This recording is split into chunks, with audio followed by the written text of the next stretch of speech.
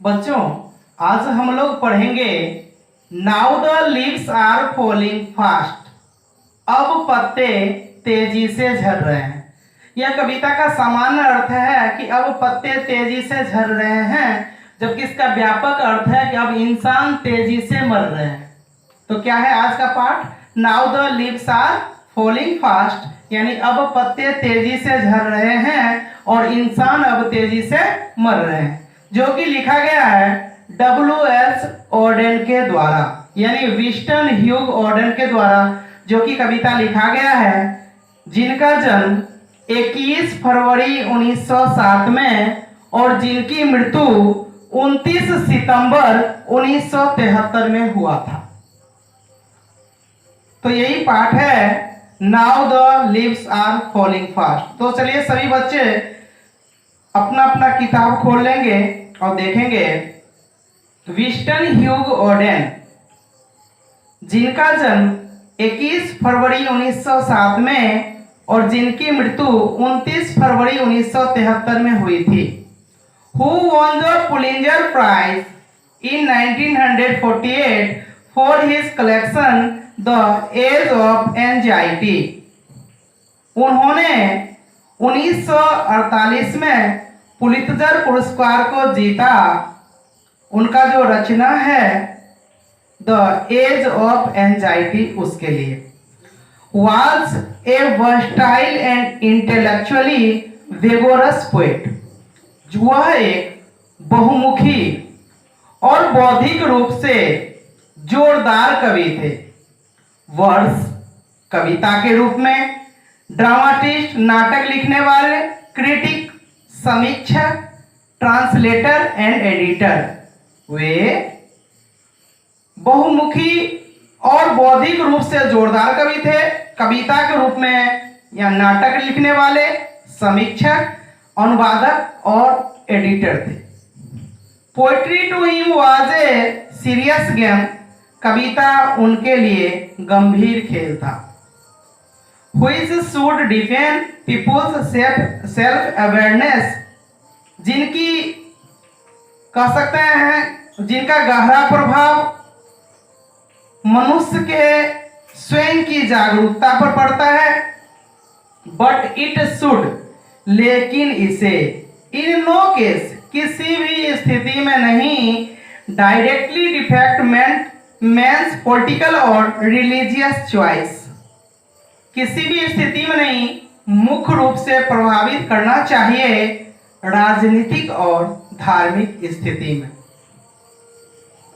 आगे बच्चे देखेंगे हिज अर्ली पोएम्स, उनकी पहले की कविता।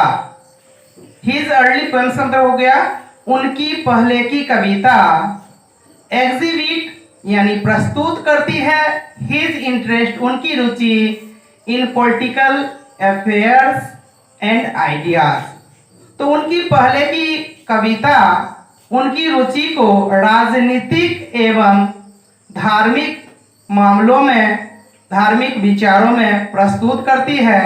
बट हिज लेट, लेकिन उनकी बाद वाली poems are overtly Christian and more personal in tone, जबकि उनकी बाद वाली कविता खुल्लम खुल्ला ईसाईत्व और कह सकते हैं ज्यादा से ज्यादा व्यक्तिगत के सुर में है। एज ए टेक्नीशियन, तकनीकी के रूप में, ऑडेन ने खोज किया ए वेराइटी ऑफ स्टेंजा, विभिन्न प्रकार के स्टेंजा के रूप में, फॉर्म्स रूपों में, एंड मीटर्स और मीटर के रूप में। ही हैड ए पैशन, उनका एक धूम था। किनका? तो W.S. ऑडेन का। ही हैड ए पैशन, उनका एक धूम था। फॉर वर्ड क्वाइनिंग, शब्द का निर्माण करना, एंड यूजिंग आर्चिक वर्ड, और प्राचीन शब्दों का प्रयोग करना। व्हिच मैक्सिम, जो कि उन्हें बनाता है at times difficult to understand, इस समय समझने में डिफिकल्ट यानी कठिनाई से भरा हुआ उन्हें बनाता है। आगे बच्चे देखेंगे, ही लेफ्ट इंग्लैंड, उन्होंने इंग्लैंड को छोड़ा। एज अर्ली एज 1939, 1939 में, to settle permanently in the United States, उन्होंने 1939 में इंग्लैंड को छोड़ा और अस्थायी तौर पर यूनाइटेड स्टेट्स में स्थापित हो गए, वहीं रहने लगे। Auden's works is divided into the British and American phases. Auden के कार्यों को, ऑर्डन के रचनाओं को हम दो भाग में बांट सकते हैं, ब्रिटिश फेज और अमेरिकन फेज। यानी जब तक ऑर्डन, डब्ल्यू.एस. ऑर्डन इंग्लैंड में रहते हैं, उन्होंने जो रचनाएं की उसको हम लोग ब्रिटिश फेज, और जब अमेरिका में चले गए तो उसको हम लोग अमेरिकन फेज के तौर पे जानेंगे। The notable works of the English phases are, English phase में ब्रिटेन में जो रहे, इंग्लैंड में रहे, उस टाइम में जो उन्होंने जो रचना की उसमें से प्रमुख है the auditors, the dance of death, look A stranger, Spain and another time. बच्चे ध्यान देंगे, इंग्लिश फेज का उनका महत्वपूर्ण रचना कौन सा है? The auditors. क्या है? The auditors, the dance of death, look A stranger, Spain and another time. The notable works of the American phase, उनका अमेरिकन फेज का जो अमेरिका में रहे उसका महत्वपूर्ण रचना इंक्लूड, उसमें से शामिल है new year letter, for the time being, the age of anxiety and the shield of Achilles, the present lyric, lyric मतलब होता है गे, गे यानी गाने वाली, the present lyric, now the leaves are falling fast, यानी पत्ते अब तेजी से झड़ रहे हैं, यानी इंसान अब तेजी से मर रहे हैं।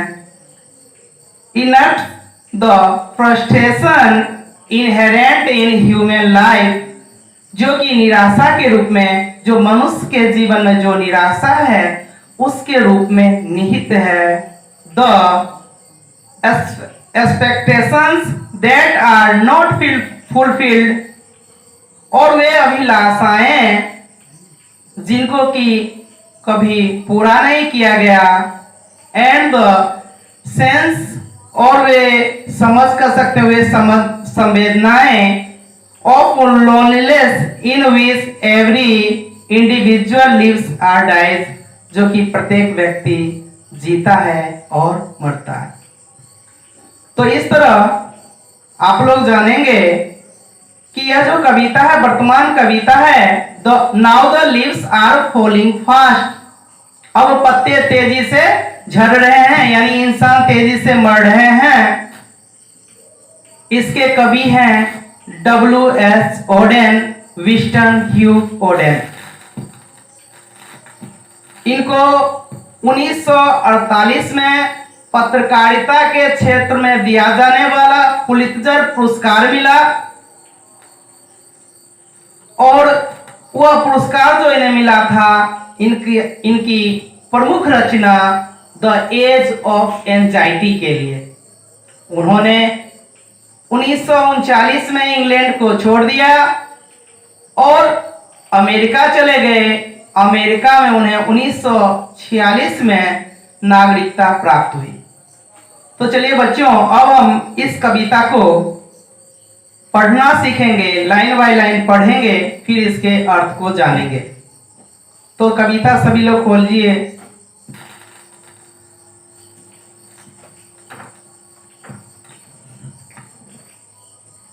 Now the leaves are falling fast, nurse's flowers will not last. Now the leaves are falling fast, nurse's flowers will not last. Nurses to the graves are gone, and the flames go rolling on. Now the leaves are falling fast, nurse's flowers will not last. Nurses to the graves are gone, and the frames go rolling on.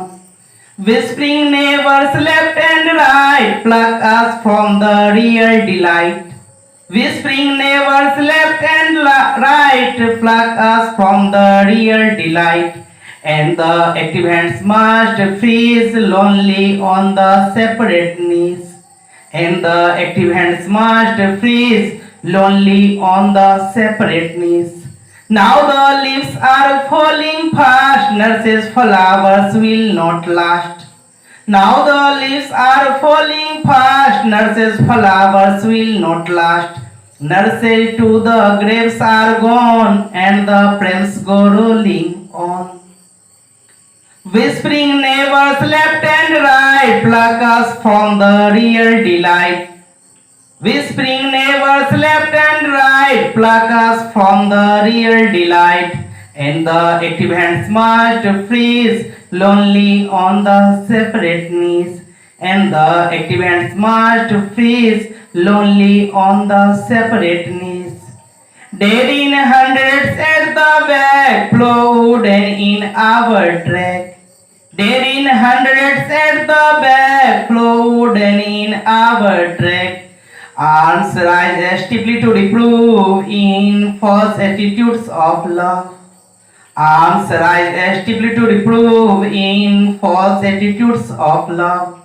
Now the leaves are falling fast, nurses' flowers will not last. Now the leaves are falling fast, nurses' flowers will not last. Nurses to the graves are gone, and the frames go rolling on. Nurses to the graves are gone, and the frames go rolling on.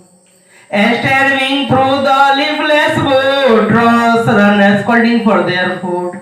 Staring through the leafless wood, crows runners calling for their food. And the nightingale is dumb, and the eagle will not come. And the nightingale is dumb, and the eagle will not come. Called impossible, list the mountain's lovely head. Called impossible, list mountain's lovely head. Whose white waterfall could belay travelers in their last distress. Whose white waterfall could belay travelers in their last distress. Now the leaves are falling fast, nurses' flowers will not last. Now the leaves are falling fast, nurses' flowers will not last. Nurses to the graves are gone, and the frames go rolling on. Nurses to the graves are gone, and the frames go rolling on.